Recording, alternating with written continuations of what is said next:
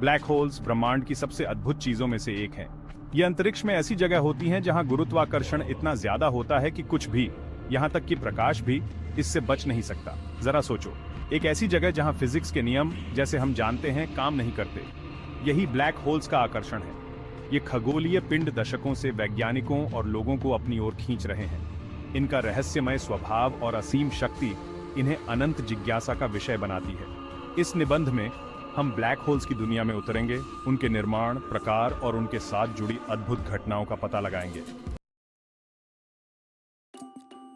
कल्पना करो, हमारे सूरज से भी कई गुना बड़ा तारा अपने ही गुरुत्वाकर्षण में ढह रहा है। ये पतन तारे के पदार्थ को एक अविश्वसनीय रूप से छोटी जगह में संकुचित कर देता है, जिससे एक ऐसा पिंड बनता है जिसमें अत्यधिक घनत्व और गुरुत्वाकर्षण होता है, एक ब्लैक होल। ब्लैक होल के चारों ओर वह सीमा जिसके पार कुछ भी नहीं बच सकता, उसे घटना क्षितिज, इवेंट होराइजन कहा जाता है। एक बार जब कुछ घटना क्षितिज को पार कर लेता है तो वह ब्लैक होल के खिंचाव में हमेशा के लिए खो जाता है।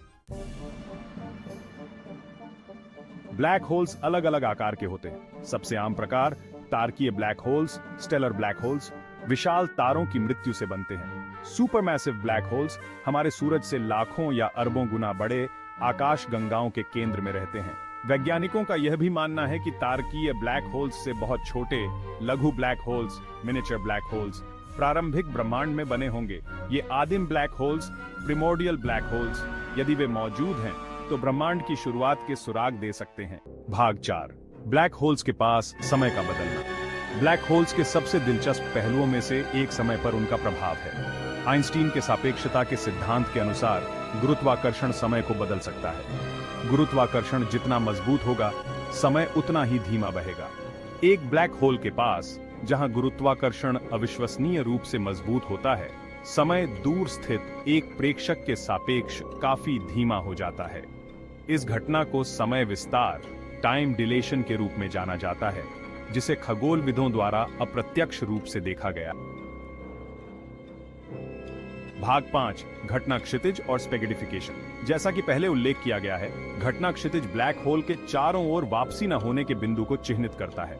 एक बार जब कुछ इस सीमा को पार कर जाता है तो वह बच नहीं सकता, प्रकाश भी नहीं। लेकिन क्या होता है जब कोई वस्तु ब्लैक होल में गिरती है? ब्लैक होल के पास अत्यधिक ज्वारीय बलों, टाइडल फोर्सेस के कारण एक वस्तु स्पेगिडिफिकेशन का अनुभव करेगी।